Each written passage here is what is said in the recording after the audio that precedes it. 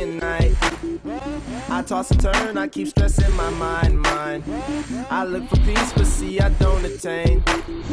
What I need for keeps this silly game we play. Yo, what up? So I'm looking at my room. I'm Kid Cudi. We're here for the BET Awards 2009. I'm nominated for Best New Artist. It's exciting. This is my first award show. It's really crazy. It blows my mind how like people are recognizing my music and stuff, and I haven't even dropped out like an album or anything. It's really overwhelming when I think about it. I'm just like really bugged. We're getting ready to go to the pre-show. Well, do my rehearsal for the pre-show. But first, I want to introduce y'all to my date. Flew all the way in from Cleveland, Ohio. It's my mama. Say hi, Ma. Hi. So you came out with me because you wanted to turn your swag on.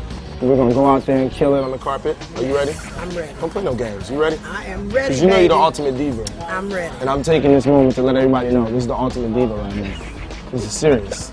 Okay. So, Ma, let's do it. Let's we do out it. It's crazy that he's nominated this early in the game. You know, he's got one song, but it's like, this is a testament to what kind of artist he is and like, you know, the longevity that I think he's gonna have. And I think people see it just off one song. Like, it's so good, it's so creative, it's so different and out the box. Growing up in Cleveland was pretty chill, man. Like, I had a nice childhood. You know, I did all the things that an average kid would do. The first time I heard Scott sing, I was in the kitchen doing dishes.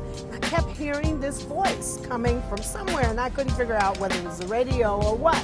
And so finally, I just stopped and listened and followed the voice. Went into his bedroom. That's when I realized that I had my son, my baby son was the one with the voice. I was looking for one of my children to be able to sing, and it's Scott. When I first started off wanting to pursue music, I was 15.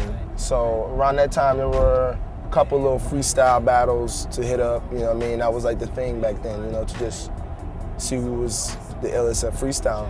When I hit 18, I think that's when I started to put together songs, try to put together like an album.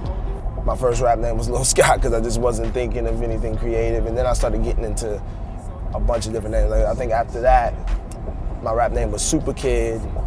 Then it just went from that to Kid Mas Cudi, and then it went from Kid Mas Cudi to Kid Cudi. Wanting to find my sound, wanting to find myself is why I wanted to move to New York. Like, I needed a new scenery around me. Like, I wasn't inspired being in Cleveland anymore, you know what I mean? Because I felt so alienated with the type of stuff that I was trying to do. When Scott decided to go to New York, it was a very difficult time for me when it was the last moment to take him and let him go to that plane. We embraced, and honestly, both of us just cried and cried and cried. I slept on couches and floors up until a year ago. So like, I've been in New York for about 4.5 years. Like, I slept on couches damn near the whole time I was here. Slept on couches and floors. You know what I mean? I've lived in every borough but Queens. You know what I'm saying? But I probably would have been there next if I wasn't famous right now.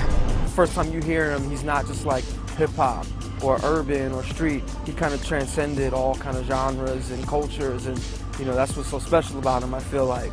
And you know, that's like this new generation, that's what they want. Well, first off, I was introduced to A-Track by Plain Pat in early 2007. I met A-Track again at Kanye's Stronger video premiere. He was a DJ there. And I was like, yo, we wanted to know if you could play my song. And he was like, sure. Like, he hadn't even heard it, didn't even know the name of it. He was just like, sure. And people were just like, jamming to it. And nobody knew who it was. Some girl asked me, and I was like, it's me. And she was like, shut up. We kept the relationship with A-Track, and then he eventually came up with the idea to release it as a single through his label, Fool's Gold. He did that, and it's been explosions ever since.